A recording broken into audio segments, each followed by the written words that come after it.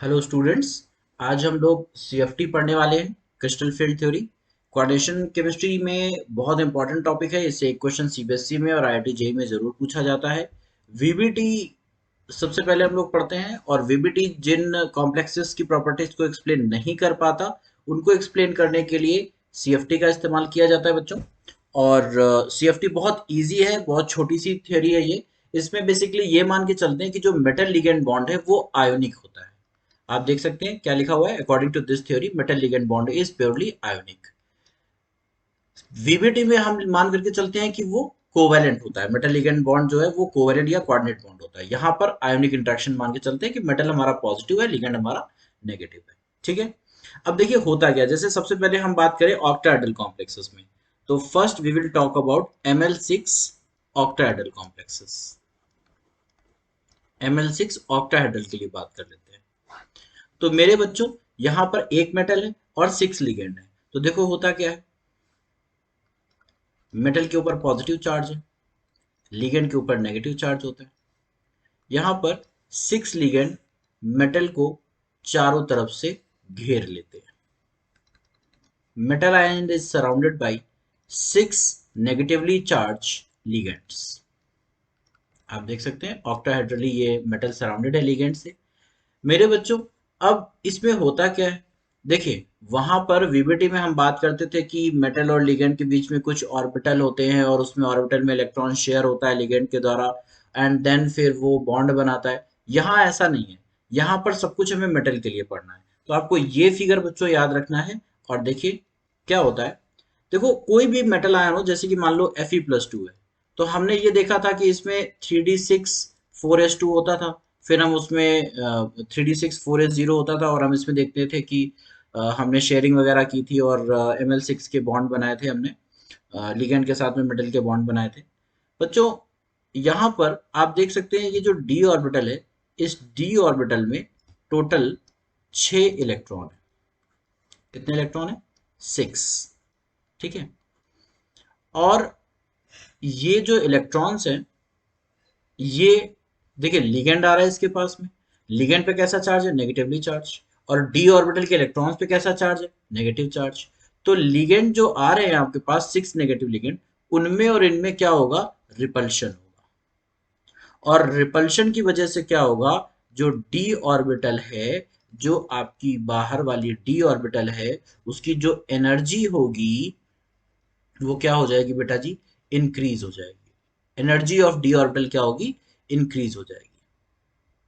समझ में आ रही बात? डी ऑर्बिटल की एनर्जी इंक्रीज हो जाएगी। जरा देखिए कैसे। तो हमारे पास ये 5d ऑर्बिटल थी, इसमें ये कुछ इलेक्ट्रॉन थे। जब लिगेंड चारों तरफ से इसको घेर लेता है तो इस डी ऑर्बिटल की एनर्जी इस तरह से इंक्रीज हो जाती है।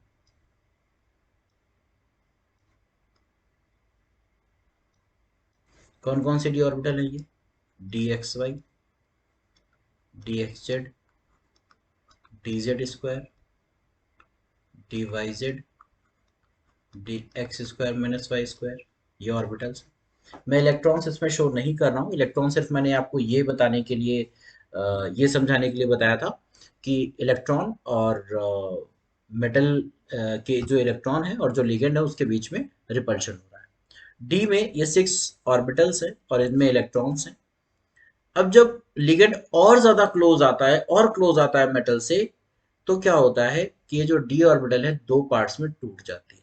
कैसे टूटती है? देखो ऐसे। ये बच्चों दो पार्ट्स में इस तरह से टूट जाती है। ध्यान से देखो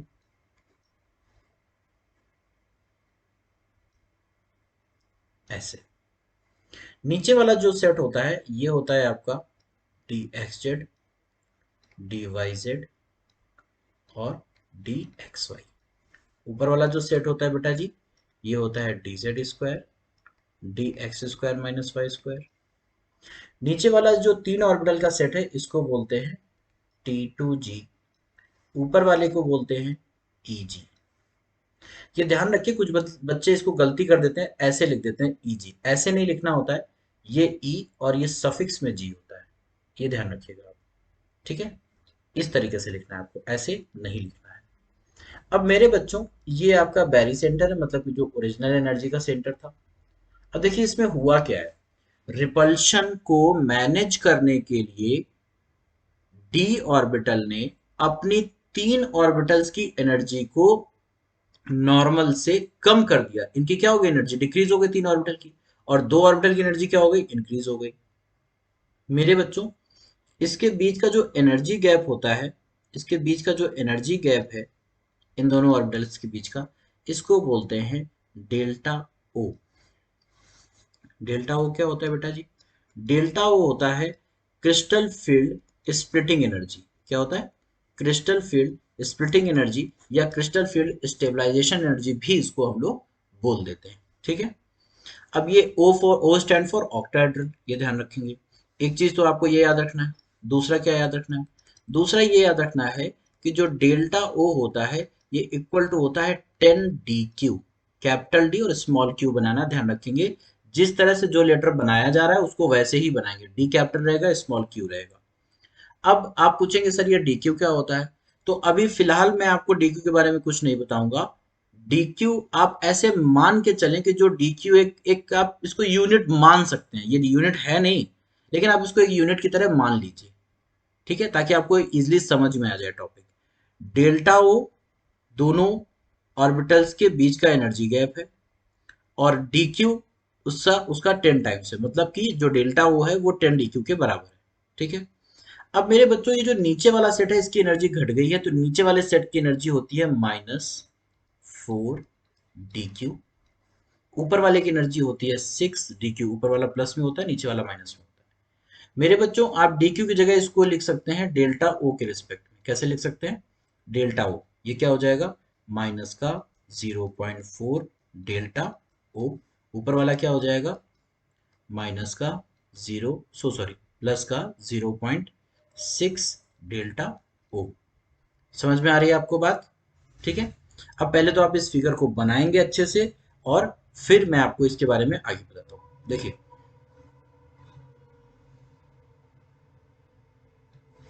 मेरे बच्चों, जो क्रिस्टल फील्ड स्प्लिटिंग है वो होती है डेल्टा ओ। ठीक है, और यहाँ पर आपको ये जो T2G और EG है, T2G मतलब होता है ट्रिपली डीजनरेट, EG मतलब होता है डबली डीजनरेट, ये आपको याद रखना है। क्रिस्टल फील्ड स्प्लिटिंग एनर्जी का फॉर्मूला होता है, क्या फॉर्मूला होता है, number of electron in T2G into 4 D Q plus, sorry minus का 4 D Q plus number of electron in EG into 6 D Q. ये फॉर्मूला होता है क्रिस्टल फील्ड स्प्लिटिंग एनर्जी का। ठीक है बच्चे, अब देखो आगे, अगर हमारे पास Ml4 टेट्राहेड्रल कॉम्प्लेक्स होता तो क्या होता है, थोड़ा सा चेंज होगा बच्चे, थोड़ा सा चेंज होगा। क्या चेंज होगा, ये जो डी ऑर्बिटल है इसकी स्प्लिटिंग का पैटर्न चेंज हो जाएगा। अब दो नहीं, 3 ऑर्बिटल ऊपर होंगी और नीचे 2 ऑर्बिटल होंगी, बिल्कुल same, D X Y, D X Z, D Y Z, नीचे वही D Z square, D X square minus Y square. नीचे वाले को ई बोलेंगे, ऊपर वाले को T2 बोलेंगे। ध्यान रखने वाली बात यह है कि जी नहीं लगाते इसमें, इसमें T2G या EG नहीं लिखते हैं। गैप कितना हो जाएगा बच्चा लोगों, इसका गैप हो जाएगा delta T. T stand for tetrahedral, ये सफिक्स में है डेल्टा टी। यहाँ पर क्या है, crystal field splitting energy, T for tetrahedral, crystal field splitting energy delta T बच्चों। और यहाँ पर भी आपका जो स्प्लिटिंग है वो कुछ इस तरह से होती है, नीचे वाला जो पोर्शन है ये बैरी सेंटर जो जा रहा है इसके नीचे का जो पोर्शन है वो कितना होगा, माइनस का 6 डी क्यू, और ऊपर वाला हो जाएगा प्लस का 4 डी क्यू। ठीक है मेरे बच्चों, डेल्टा टी और डेल्टा ओ में एक रिलेशन होता है। Delta T is equal to 4/9 delta O. बहुत इंपॉर्टेंट है, ये फॉर्मूला पूछ लिया जाता है डायरेक्ट। ठीक है, तो इस तरीके से आपको ये याद रखना है। इसमें अभी ऐसा क्यों हो रहा है आप अभी इसको याद कर लीजिए, इसका रीजन भी है कि ऐसा क्यों हो रहा है, लेकिन वो आपसे पूछा नहीं जाएगा। ये रीजन आपको बहुत हायर लेवल पे जाके डिस्कस करना होता है, तो आपको ये पूछा नहीं जाएगा। फिलहाल आप क्या करेंगे, इसको याद कर लेंगे कि डेल्टा ओ और डेल्टा टी क्या है, स्प्लिटिंग का पैटर्न क्या है, सीएफटी में कौन ऊपर होता है कौन नीचे होता है, ML6 में और ML4 में। ठीक है बच्चों, अब चलिए देखिए, मैंने आपको अपने पिछले वीडियोस में बताया था कि स्ट्रॉन्ग फील्ड लिगेंड क्या होते हैं, वीक फील्ड लिगेंड क्या होते हैं। तो आपको वहां पर मैंने एक लाइन बताई थी कि strong field ligand will pair up the metal electron. तो क्रिस्टल फील्ड थ्योरी के अकॉर्डिंग हम किसी कॉम्प्लेक्स को कैसे एक्सप्लेन करेंगे, तो एक मैं आपको एग्जांपल बता देता हूं। जैसे कि हमारे पास एग्जांपल है FeCN6 4-। यहाँ पर बच्चों आयरन की ऑक्सीडेशन स्टेट है +2, इलेक्ट्रॉन हो जाएंगे 3d6 4s0, और डी ऑर्बिटल की स्प्लिटिंग करनी है बेटा जी, तो कैसे करेंगे, ये देखिए इस तरह से डी ऑर्बिटल की स्प्लिटिंग करेंगे। ठीक है, अब पूरा आपको यहाँ पे डायग्राम नहीं बनाना है, इतने से काम चल जाएगा। ये नीचे T2G है आपका, ऊपर वाला Ag है, इतने से काम चल जाएगा। अब सारा इसमें कॉन्सेप्ट है इलेक्ट्रॉन्स को फिल करने में। तो मेरे बच्चों देखिए, जो 6 इलेक्ट्रॉन है डी ऑर्बिटल के कैसे भरेंगे, 1 2 3। अब फोर्थ के लिए दो ऑप्शन है, फोर्थ यहाँ पर भी भर सकते हैं यहाँ पर भी भर सकते हैं। तो ये क्या है बच्चों, स्ट्रॉन्ग फील्ड लिगेंड। ये क्या है, strong field ligand. Strong field ligand क्या करेगा, पेयर अप करेगा, पेयरिंग को करेगा, ऊपर नहीं जाने देगा इलेक्ट्रॉन। तो फोर्थ इलेक्ट्रॉन कहाँ भरेंगे, यहाँ पर, फिफ्थ यहाँ पर, सिक्स यहाँ पर। आ रही बात समझ में आपको, मतलब इसका जो इलेक्ट्रॉनिक कॉन्फ़िगरेशन हो गया वो हो गया T2G6 Eg0। ये क्या हो गया, इसका इलेक्ट्रॉनिक कॉन्फ़िगरेशन। सारे 6 के 6 इलेक्ट्रॉन कहाँ पे आ जाएंगे, T2G में, Eg में कोई इलेक्ट्रॉन नहीं आएगा। क्यों ऐसा है, ऐसा इसलिए है क्योंकि साइनाइड स्ट्रॉन्ग फील्ड लिगेंड है और ये पेयरिंग कर देगा, ऊपर इलेक्ट्रॉन्स को नहीं जाने देगा। अच्छा, ऐसा होता क्यों है बच्चों, ऐसा इसलिए होता है कि जो CFSE होती है, मतलब जो डेल्टा नॉट होता है, मैं आपको सीधे डेल्टा नॉट लिख देता हूँ, कि जो डेल्टा नॉट होता है वो डायरेक्टली प्रोपोर्शनल होता है स्ट्रेंथ ऑफ लिगेंड के। किसके बेटा जी, स्ट्रेंथ ऑफ लिगेंड के। अगर स्ट्रेंथ ऑफ लिगेंड ज्यादा है तो उस केस में डेल्टा ओ बहुत ज्यादा होगा, और डेल्टा ओ अगर ज्यादा है तो बच्चों पेयर अप करने में आपको एनर्जी कम लगेगी।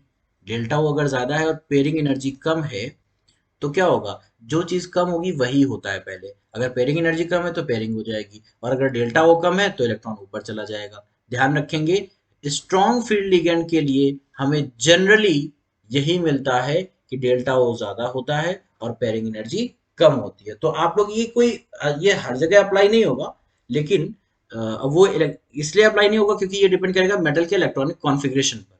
ठीक है, लेकिन जनरली आप याद रखेंगे कि जहां पर लो स्पिन हाई स्पिन होने की पॉसिबिलिटी है। अच्छा, लो स्पिन हाई स्पिन क्या होता है आपको मैं ये भी बता देता हूं अभी।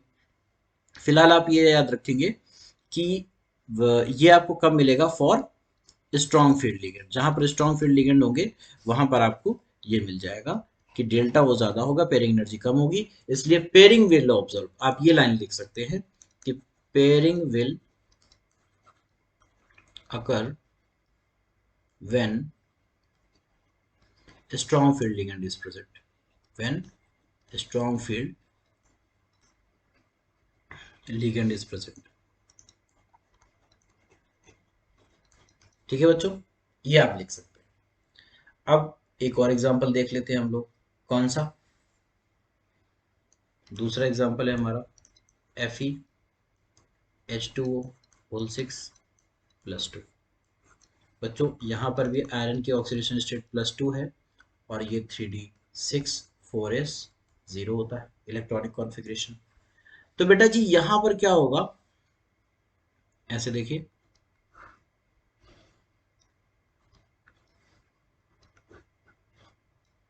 6 इलेक्ट्रॉन हम भरेंगे, 1 2 3। अब बच्चों यहाँ पर क्या है, वाटर है। वाटर है ये लिगेंड। वाटर कैसा होता है, वीक फील्ड लिगेंड होता है वाटर, वीक फील्ड लिगेंड होता है। तो क्या होगा, वीक फील्ड लिगेंड के साथ पेयरिंग विल नॉट अकर। क्या होगा, पेयरिंग विल नॉट अकर। ठीक है ना, पेयरिंग अकर नहीं होगी यहाँ पर। तो फोर्थ इलेक्ट्रॉन कहाँ चला जाएगा, ऊपर, नीचे नहीं भरेंगे, ये डिपेंड करेगा लिगेंड पे, आपको लिगेंड देखना है। अच्छा ऐसा हो क्यों रहा है, ऐसा इसलिए हो रहा है बेटा जी कि डेल्टा ओ यहाँ पर कम है और पेयरिंग एनर्जी ज्यादा है। पेयर अप करने में ज्यादा एनर्जी खर्च हो रही है और ऊपर जाने में एनर्जी कम लग रही है। तो 1 2 3 4 5 और फिर से नीचे 6 ऐसे भरेंगे। तो मेरे बच्चों यहाँ पर इलेक्ट्रॉनिक कॉन्फ़िगरेशन क्या हो जाएगा, इलेक्ट्रॉनिक कॉन्फ़िगरेशन हो जाएगा T2G 4 EG 2। ये हो जाएगा आपका इलेक्ट्रॉनिक कॉन्फ़िगरेशन। समझ में आ रही बात। तो अब आप इसको कंपेयर करिए जरा, क्या कंपेयर करेंगे, इसको आप पहले तो नोट कर लेंगे। और दोनों में डिफरेंस ये है कि साइनाइड स्ट्रॉन्ग फील्ड लिगेंड था इसलिए साइनाइड में पेयरिंग हो रही थी, वाटर वीक फील्ड लिगेंड है इसलिए वाटर में पेयरिंग नहीं हो रही है। यही दोनों में डिफरेंस है। अब जरा इसको हम लोग एक साथ देख लेते हैं। तो चलिए एक साथ देख लेते हैं इसको। FeCN whole 6 -4 FeH2O whole 6 +2। देखो मेरे बच्चों क्या देखा था हमने, यहाँ पर 3D6 था, यहाँ पर भी 3D6 था, यहाँ पर साइनाइड स्ट्रॉन्ग फील्ड लिगेंड है, यहाँ पर वाटर वीक फील्ड लिगेंड है। मैं शॉर्ट में लिख रहा हूँ, ये आपको याद रखना है बच्चा लोगों। अगर हम यहाँ पर इलेक्ट्रॉन्स की बात करें, T2G EG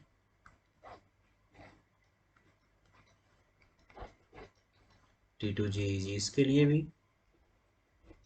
तो मेरे बच्चों यहाँ पर 6 इलेक्ट्रॉन भरना है, 1 2 3 4 5 6। और यहाँ कैसे भरेंगे, 1 2 3 4 कहाँ चला जाएगा, ऊपर, क्योंकि ऊपर जाना ज़्यादा इजी है एज कम्पेयर टू पेयरिंग, क्योंकि यहाँ पर डेल्टा ओ बहुत कम है और यहाँ पर डेल्टा ओ बहुत ज़्यादा है। डेल्टा ओ ज़्यादा किस केस में होगा, जहाँ पर स्ट्रॉन्ग फील्ड लिगेंड होगा।